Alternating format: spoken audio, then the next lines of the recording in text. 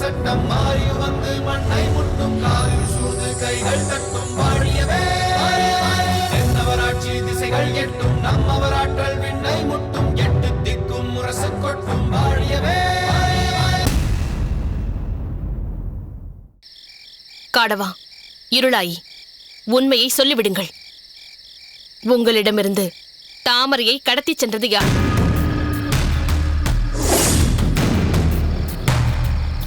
என்ன பதிலையே காணும்? அது அது எங்களுக்கு தெரியாது என்று அப்பொழுதே சொன்னோமே தாயே.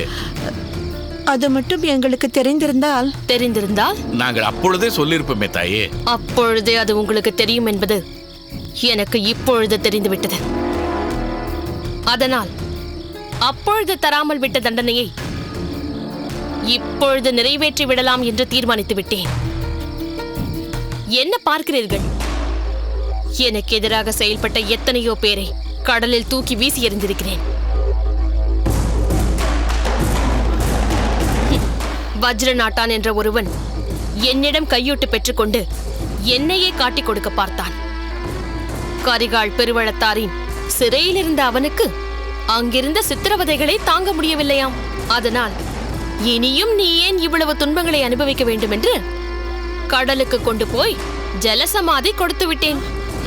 தாயே, நாங்கள் அப்படியெல்லாம் எதையும் எங்கேயும் சொல்ல மாட்டோம். எங்கும் எதுவும் சொல்லாமல் இருப்பதுதான் சரி. ஆனால் இங்கு என்னிடமே எதையும் சொல்லாமல் மறைக்கிறீர்களே, அது சரியல்ல. அதனால் உங்களுக்கும் ஜலசமாதி செய்து விடலாம் என்று எண்ணுகிறேன். வேண்டாம் தாயே, அப்படி எல்லாம் செய்து விடாதீர்கள். சொல்லுங்கள், உங்கள் மகன் இடும்பன் எங்கே? அவன் தாமரை காணாமல் போன நாளிலிருந்து அவனும் இல்லை, அப்படித்தானே? இல்லை. ஆமாம். அப்படியானால் அவன் தாமரையோடு தான் எங்கோ சென்றிருக்க வேண்டும், அப்படித்தானே? ஆமா. ஆக தாமரையை கடத்தியது இடும்பன் தான், அப்படித்தானே? ஆமா. ஏன் அதை அப்போதே சொல்லவில்லை? அப்போது அது எங்களுக்கு நிச்சயமாக தெரியாது தாயே. நீங்கள் இப்போது சொன்னது போல் அன்று முதல்தான் அவனை காணவில்லை என்பதிலிருந்து நாங்கள் புரிந்து கொண்டோம். அப்போதாவது என்னிடம் வந்து சொல்லி இருக்க வேண்டாமா? இப்பொழுது இடும்பன் எங்கிருக்கிறான் என்பதை ஒழுங்காக என்னிடம் சொல்லிவிடுங்கள். சத்தியமாக அவன் எங்கிருக்கிறான் என்பது எங்களுக்கு தெரியாது தாயே. எங்களுக்கு மட்டும் அவன் இருக்கும் இடம் தெரிந்திருந்தால் நாங்களே சென்று அவனை இழுத்து வந்து உங்கள் காலடியில் தள்ளி இருப்போம். ஆம் தாயே, இன்று நாங்கள் இப்படி குற்றவாளியாக உங்கள் முன் நிற்கும் நிலையை ஏற்படுத்தி விட்டானே. பெற்ற வயிறு பற்ற எரியும்படி செய்து விட்டானே. அவன் எங்கள் கையில் அகப்பட்டா பெற்ற மகன் என்பதற்காக விட்டுவிட மாட்டாயே. ஆனால் நான் அதை நினைத்துத்தான் அன்று அவனை விட்டுவிட்டேன். நமக்காக உண்மையாக உழைக்கும் காடவன் இருளாயின் மகன் அல்லவா என்று யோசித்து விட்டுவிட்டேன். இல்லாவிட்டால் தாமரை மீது கை வைக்க துணிந்த அவனை கையோடு சேர்த்து அவன் கால்களையும் வெட்டி போட்டிருந்தால் இந்த அளவிற்கு அவனுக்கு துணிச்சல் வந்திருக்காது. அம்மா, இனிமேலும் அதையெல்லாம் பேசி பயனில்லை. இப்போது இவர்களை என்ன செய்ய வேண்டும் அதை சொல்லுங்கள். காடவா, இருளாயி, 1 மாதம் உங்களுக்கு அவகாசம் தருகிறேன். அதற்குள் நீங்களே சென்று இடும்பன் எங்கெல்லாம் இருக்கக்கூடும் என்று தோன்றுகிறதோ அங்கெல்லாம் சென்று அவனை தேடுங்கள். எந்த நாட்டிற்கு சென்றிருந்தாலும், எந்த காட்டிற்குள் சென்று மறைந்திருந்தாலும் தேடி கண்டுபிடியுங்கள். அதற்கு வேண்டிய பொற்காசுகளை நான் உங்களுக்கு தருகிறேன். மாதுரி,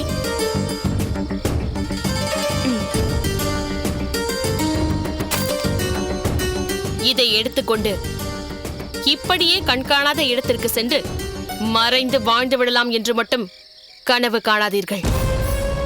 நீங்கள் எங்கு சென்றாலும் நான் நிச்சயம் அதை கண்டுபிடிப்பேன். பிறகு நீங்கள் மறைந்து வாழ சரியான இடம் சோழ நாட்டின் சமுத்திரம்தான் என்று அதில் உங்கள் இருவரையும் வீசி எறிவேன்.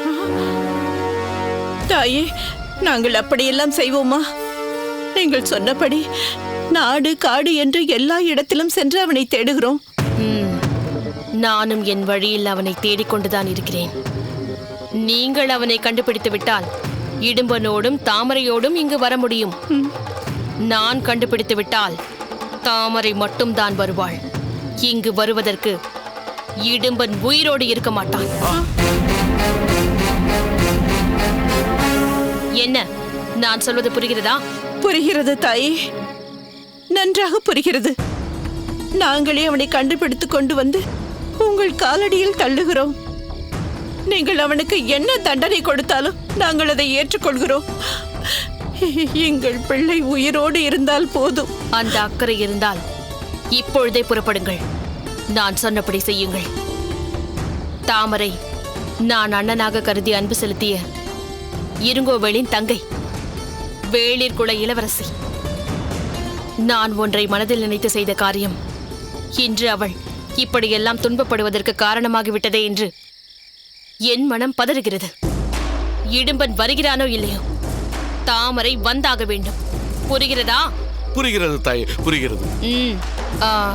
மாதுரி, அம்மா, நீ சென்று இவர்கள் இருவரையும் யார் கண்ணிலும் படாமல் அனுப்பி வைத்து விட்டு வா. சரி. குறிப்பாக என் கணவரின் கண்களில் படக்கூடாது. ஆகட்டும் அம்மா.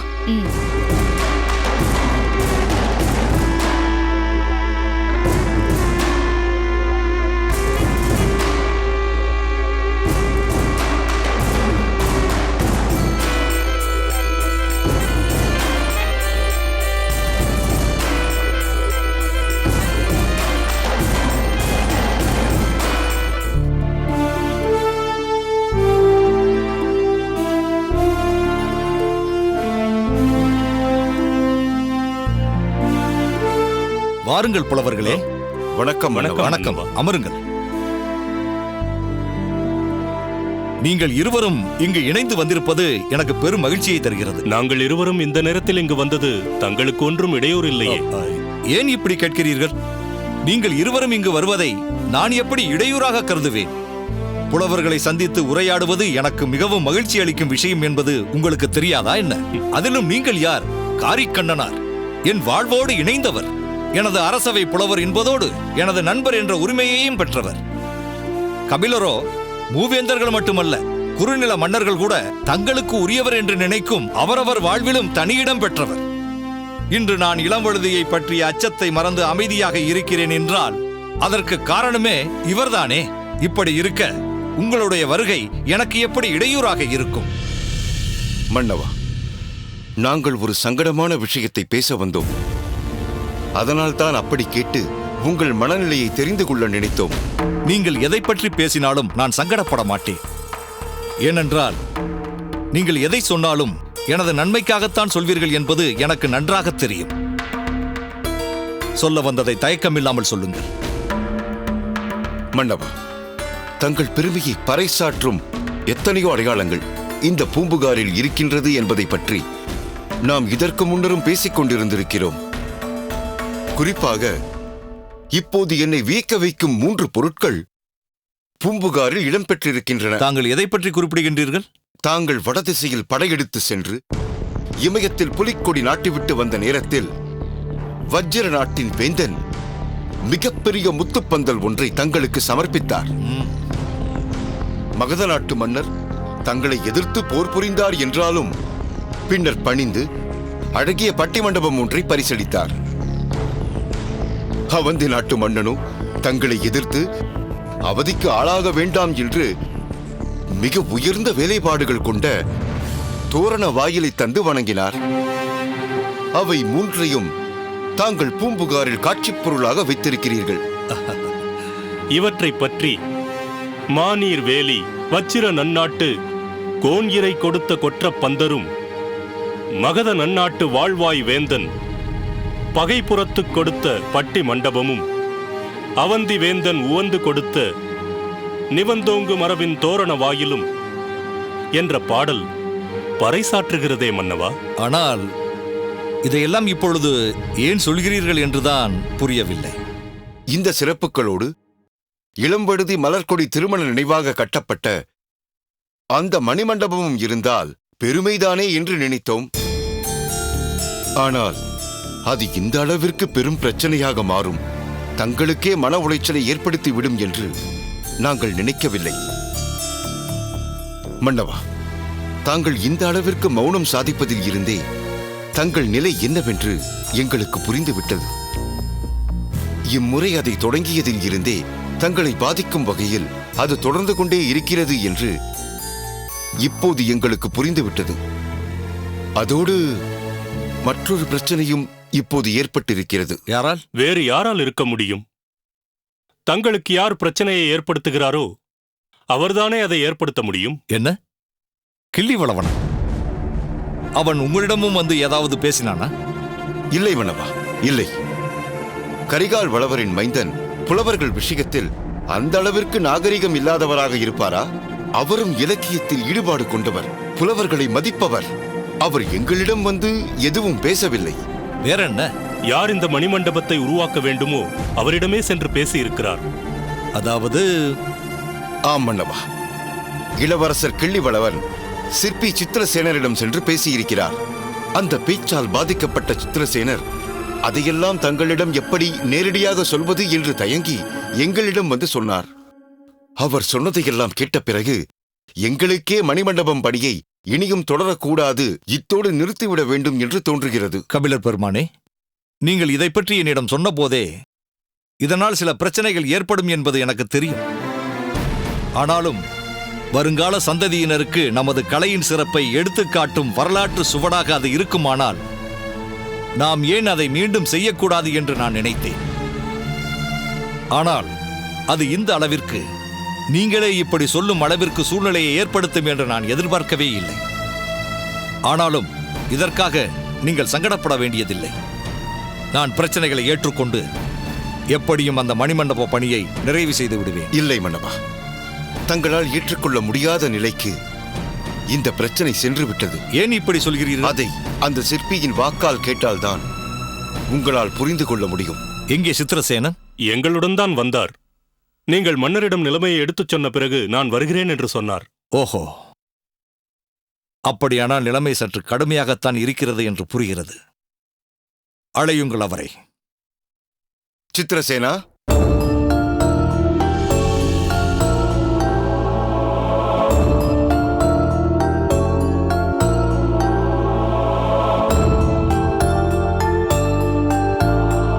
மன்னருக்கு எனது பணிவான வணக்கங்கள். வா சித்திரசேனா, என்னை பார்க்க வந்துவிட்டு இப்படி வாயிலேயே காத்திருக்க வேண்டிய அவசியம் உனக்கு என்ன வந்தது? எப்போதும் போல் உள்ளே வர வேண்டியது தானே?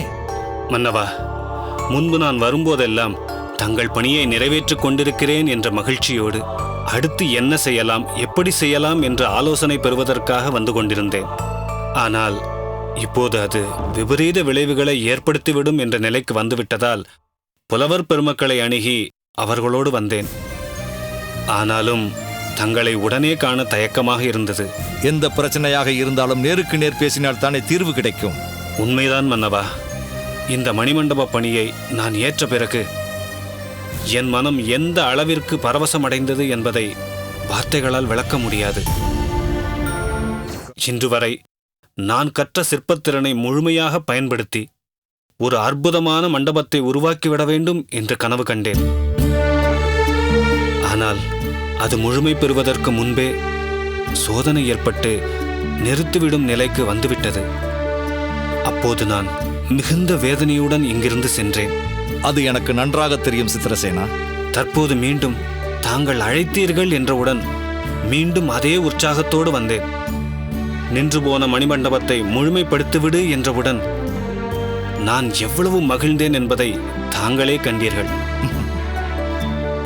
ஆனால் இப்போது நானே வந்து வேண்டாம் என்று சொல்லும் நிலை வந்துவிட்டது. இளவரசர் என்னை கடுமையாக பேசியிருந்தால் கூட நான் பொருட்படுத்தியிருக்க மாட்டேன். மிரட்டியிருந்தாலும் நான் பணிந்திருக்க மாட்டேன். ஆனால் சொல் சித்திரசேனா. மன்னவா, சோழ நாட்டின் அடையாள சின்னமாக நீ கட்டும் மணிமண்டபம் எனக்காக கட்டப்படும் நினைவு மண்டபமாக மாறிவிடும் என்றார்.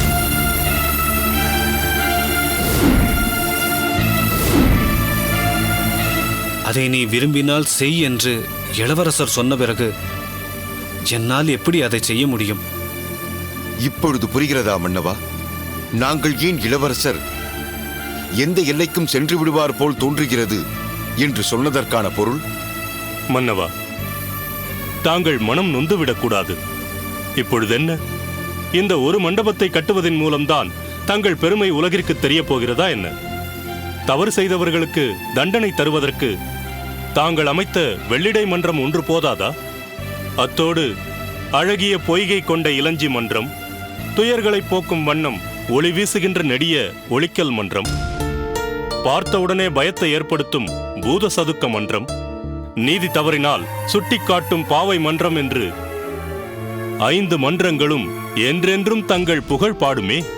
அதோடு அறவேல் கோட்டம், எப்போதும் உணவளிக்கும் புறநிலை கோட்டம், கண்கவர் சிற்பங்கள் கொண்ட காம கோட்டம் என்று ஒவ்வொன்றும் உங்கள் சிறப்பை காலம் கடந்து நிலைநாட்டுமே. புலவர் பெருமக்களே, இப்போது நான் அதை நினைத்து கலங்கவில்லை. என் மைந்தன் மனதில் இந்த அளவிற்கு ஆழமான காயமாக அது இருக்கிறது என்று புரியாமல் அவனை நோகடித்து விட்டேனே என்பதை நினைத்து கலங்குகின்றேன். சித்திரசேனா, மன்னவா, உன் மனதை வருத்தும் பிரச்சனையாக இருந்தும் மன்னருக்கு துன்பம் ஏற்படும் நிலை வந்துவிடக்கூடாது என்று இங்கு வந்து சொல்லியிருக்கின்றாயே, அதற்காக உன்னை போற்றுகிறேன். இந்த நிலையில் நீங்களெல்லாம் சொல்வதுதான் சரி என்று தோன்றுகிறது. ஆம் மன்னவா, நாங்கள் தானே வந்து இந்த பிரச்சனையை ஆரம்பித்தோம். நாங்களே சொல்கிறோம், இப்போது மணிமண்டபம் கட்டும் பணியை நிறுத்தி விடுங்கள். நிச்சயம் என்றேனும் ஒரு நாள் நிலைமை மாறும். அப்போது நாம் அது பற்றி யோசிப்போம். சித்திரசேனா, நான் சொல்ல வேண்டிய அவசியமே இல்லாமல் நீயே மண்டப பணியை நிறுத்திவிடும் யோசனையோடு வந்திருப்பதால் அவ்விதமே செய்வோம். இதனால் நீ நிச்சயம் மீண்டும் மனக்குறையோடு தான் செல்வாய் என்பது எனக்கு தெரியும். ஆனால் வெகு விரைவில் எதனாலும் இனி இந்த பணி தடைபடக்கூடாது என்ற நிலையை ஏற்படுத்தி மனநிறைவோடு வந்து தொடங்குவதற்கான வாய்ப்பை ஏற்படுத்துகின்றேன். நன்றி மன்னவா. நான் விடைபெறுகிறேன். நாங்களும் விடைபெறுகிறோம் மன்னவா. வாருங்கள் புலவர். வருகிறேன் மன்னவா. சென்று வாருங்கள்.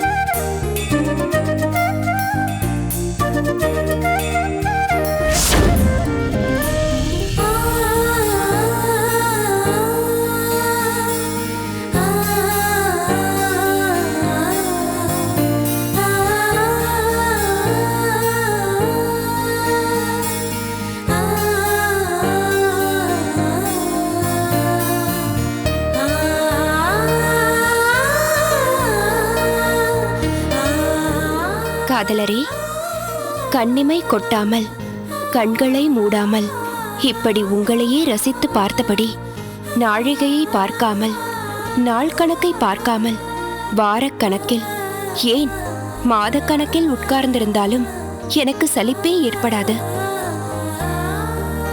உணவு உண்ணாமல் உறக்கம் கொள்ளாமல் ஏன் தண்ணீர் கூட அருந்தாமல் உங்கள் முன்னால் எப்படி என்னால் உட்கார்ந்திருக்க முடியும் என்று எனக்கு தோன்றுகிறது.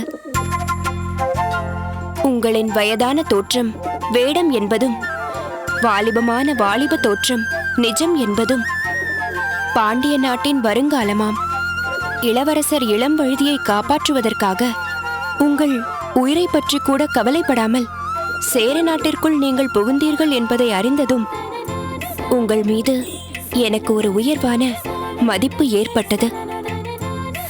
இப்போது அந்த மதிப்பு காதலாக மாறிவிட்டது.